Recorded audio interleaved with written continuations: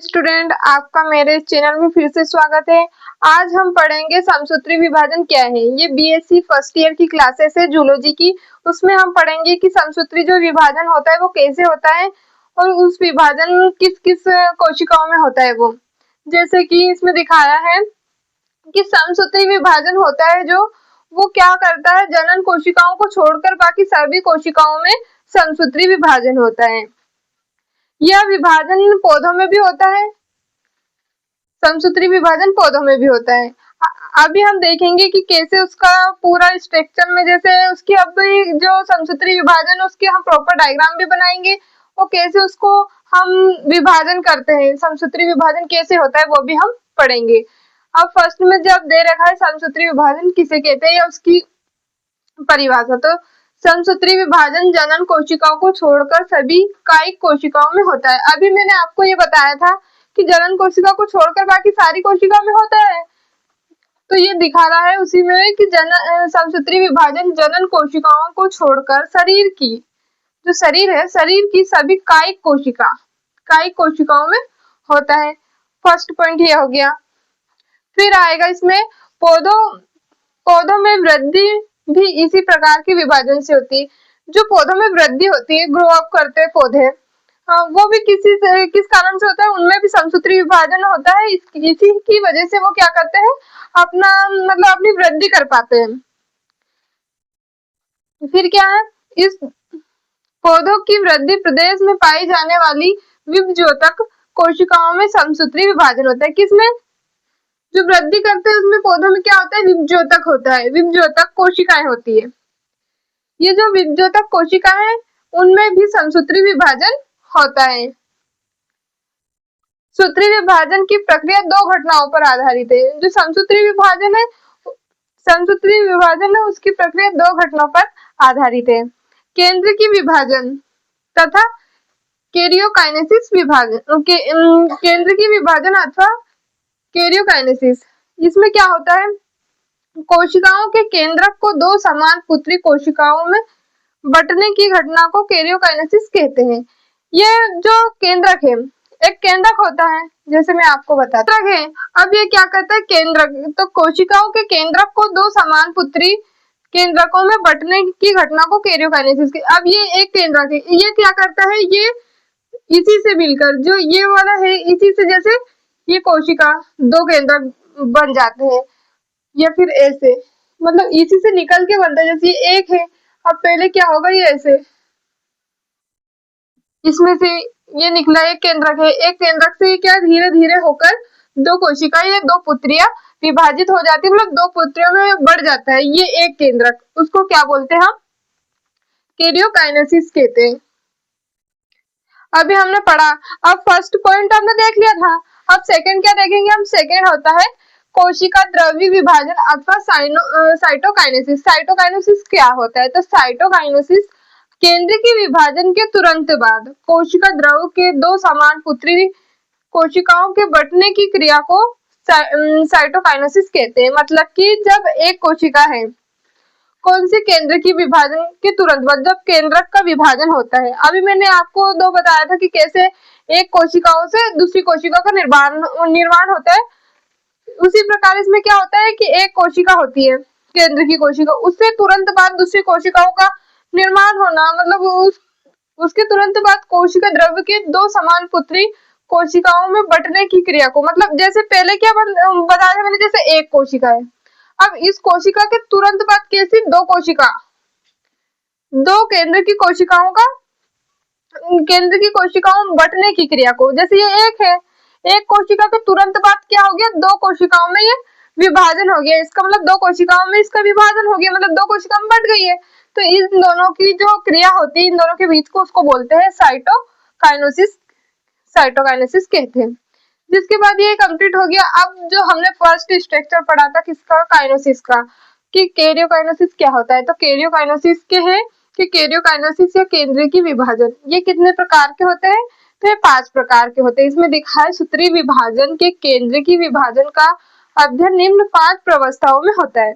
तो वो कौन कौन सी प्रवस्था है, कौन सी 5 प्रवस्था, तो 5 कौन कौन सी है, पहली तो होगी अंतरालावस्था, दूसरी होगी पूर्वावस्था, तीसरी होगी मध्य अवस्था, चौथी होगी पश्य अवस्था और पांचवी होगी अत्य अवस्था। ये क्या होता है, इसकी 5 पॉइंट है, मतलब 5 अवस्था में ये इसका बटी हुई है। तो इसको हम प्रॉपर देखेंगे कि इसमें क्या होता है, इसको भी हम समझेंगे, इसको भी, पांचों को समझेंगे। जो पांच को, ये फर्स्ट क्वेश्चन, इसमें फर्स्ट जो टॉपिक है उसमें क्या आता है, अंतरावस्था या विश्राम अवस्था। इसको क्या बोलते हैं इंग्लिश में, इंटरफेज और रेस्टिंग स्टेज। इस स्टेज में क्या होता है, इस स्टेज में जो प्रत्येक कोशिका होती है, प्रत्येक कोशिकाओं के विभिन्न विभाजन प्रारंभ से होने से पूर्व की अवस्था विभाजन अंतराल अवस्था कहलाती है। मतलब जो विभाजन जो अंतराल अवस्था है उसमें क्या होता है कि पूर्व से प्रारंभ से होने से पूर्व की अवस्था विभाजन अंतराल अवस्था कहलाती है। वास्तव में यह एक कोशिकाओं के दो समसूत्री विभाजन के मध्य की अवस्था होती है। मतलब जो एक कोशिका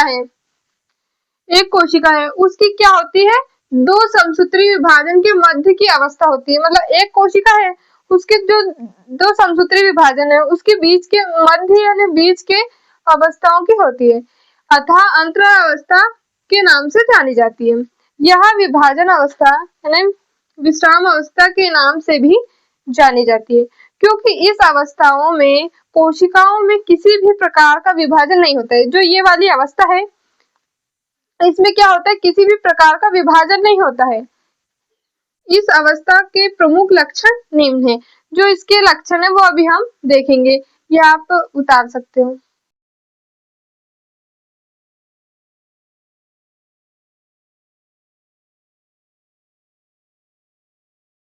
स्टूडेंट, आपका मेरे चैनल में फिर से स्वागत है। आज हम पढ़ेंगे समसूत्री विभाजन क्या है। ये बीएससी फर्स्ट ईयर की क्लासेस है जूलॉजी की, उसमें हम पढ़ेंगे कि समसूत्री जो विभाजन होता है वो कैसे होता है और उस विभाजन किस किस कोशिकाओं में होता है वो। जैसे कि इसमें दिखाया है कि समसूत्री विभाजन होता है जो वो क्या करता है, जनन कोशिकाओं को छोड़कर बाकी सभी कोशिकाओं में समसूत्री विभाजन होता है। यह विभाजन पौधों में भी होता है, समसूत्री विभाजन पौधों में भी होता है। अभी हम देखेंगे कि कैसे उसका पूरा स्ट्रक्चर में, जैसे उसकी अभी जो समसूत्री विभाजन उसके हम प्रॉपर डायग्राम भी बनाएंगे और कैसे उसको हम विभाजन करते हैं, समसूत्री विभाजन कैसे होता है वो भी हम पढ़ेंगे। अब फर्स्ट में जब दे रखा है समसूत्री विभाजन किसे कहते हैं या उसकी परिभाषा, तो समसूत्री विभाजन जनन कोशिकाओं को छोड़कर सभी कायिक कोशिकाओं में होता है। अभी मैंने आपको इंटरफेस पढ़ा, अब इंटरफेस पढ़ने के बाद हम इंटरफेस के लक्षण पढ़ेंगे कि उसमें उसके क्या क्या लक्षण है, उसको हम कैसे देख सकते हैं। तो ये इंटरफेस के लक्षण है। तो इंटरफेस ऑफ रेस्टिंग स्टेज, इस स्टेज में क्या क्या होता है, इस स्टेज में जैसे फर्स्ट पॉइंट है इसका, फर्स्ट पॉइंट में हम लिखेंगे इसमें कि यह विभाजन की सबसे लंबी अवस्था होती है। जब विभाजन होता है, विभाजन की सबसे लंबी अवस्था कौन सी होती है, इंटरफेस। इसमें विभाजन सबसे ज्यादा होता है, मतलब सबसे लंबा होता है। फिर सेकंड पॉइंट है कोशिका एवं केंद्रक दोनों ही अपनी वृद्धि की चरम सीमा पर प्राप्त कर लेते हैं तथा रिक्तियां विलीन होने लगती है। इसमें क्या होता है, जो केंद्रक है, कोशिका और केंद्रक दोनों ही क्या होते हैं, अपनी चरम सीमा पर होते हैं। फिर थर्ड पॉइंट है कोशिका का केंद्रक अत्यंत बड़ा स्पष्ट होता है। इसमें क्या होता है, जो कोशिका का केंद्रक होता है वो अत्यंत बड़ा दिखाई देता है और वो उसको हम स्पष्ट रूप से भी देख सकते हैं। जैसे इसमें भी इसका सेकंड फिफ्थ फोर्थ पॉइंट में भी हमने ऐसे लिखा है कि केंद्रक अधिक स्पष्ट हो जाते हैं। मतलब जब इसमें दिखाई देगा वो अत्यंत बड़ा है तो वो स्पष्ट ऐसे दिखाई देगा। फिर फिफ्थ पॉइंट है इस अवस्था में कोई विभाजन नहीं होता है। जो इंटरफेस होती है इसमें क्या होता है, इंटरफेस में कोई भी विभाजन नहीं होता है, बिना विभाजन कोई विभाजन नहीं होता है। कोशिका द्रव्य की मात्रा बढ़ जाती है। इसमें क्या होता है, जो कोशिका द्रव्य होता है उसकी मात्रा भी बढ़ जाती है। गुणसूत्र स्पष्ट दिखाई नहीं देते हैं। इसमें क्या होता है, जो गुणसूत्र होते हैं, गुणसूत्र यानी क्रोमोसोम, क्रोमोसोम क्या इसमें दिखाई नहीं देते हैं, क्योंकि इस अवस्था में केंद्रक या क्रोमेटिन पदार्थ है। इसे हम क्या कहते हैं, इसमें क्रोमेटिन दिखाई देते हैं उसको हम क्या बोलते हैं, क्रोमेटिन जाल भी कहते हैं। फिर डीएनए, एमआरएनए तथा आरआरएनए का संश्लेषण होता है। किस किस का संश्लेषण होता है, एक डीएनए का होगा, एक होगा mRNA का, फिर rRNA का संश्लेषण इसमें होता है, किसमें? इंटरफेज में। इंटरफेज के बाद हम पूर्वावस्था या प्रोफेज। इस अवस्था में क्या होता है? इसमें यह होता है कि यह समसूत्री विभाजन का प्रथम अवस्था, प्रथम स्टेज होता है। जो इंटरफेज होता है इसमें तो क्या होता है कि इंटरफेज में वह समसूत्री या कोई भी विभाजन नहीं करती है। लेकिन जो प्रोफेज होता है यानी पूर्वावस्था होता है, पूर्वावस्था में क्या होता है कि यह विभाजन करती है। यह समसूत्री विभाजन की प्रथम अवस्था होती है। इस अवस्था में क्या करता है, ये कोशिका व केंद्रक आकार में बड़े व घने होते हैं। जो कोशिका है वो केंद्रक है, कोशिका और केंद्रक वो आकार में बड़े व घने होते हैं। इसमें क्या होता है, इसमें क्रोमेटिन भी विभाजन करता है। इसमें क्या करता है, क्रोमेटिन जाल टूटकर लंबे, पतले या कुंडलित धागों के रूप में होता है। ये क्या करता है, धीरे धीरे धागे छोटे तथा मोटे होकर स्पष्ट हो जाते हैं। पहले तो क्या करते हैं, धागे टूट जाते हैं, वह लंबे पतले कुंडलित हो जाते हैं, जिसके बाद धीरे धीरे वह छोटे मोटे या होकर स्पष्ट हो जाते हैं। यही धागे अब गुणसूत्र कहलाते हैं। जब क्रोमेटिन बिखर जाता है, टूटता है, बिखर जाता है, फिर वह क्या धागेनुमा संरचना निकालता है।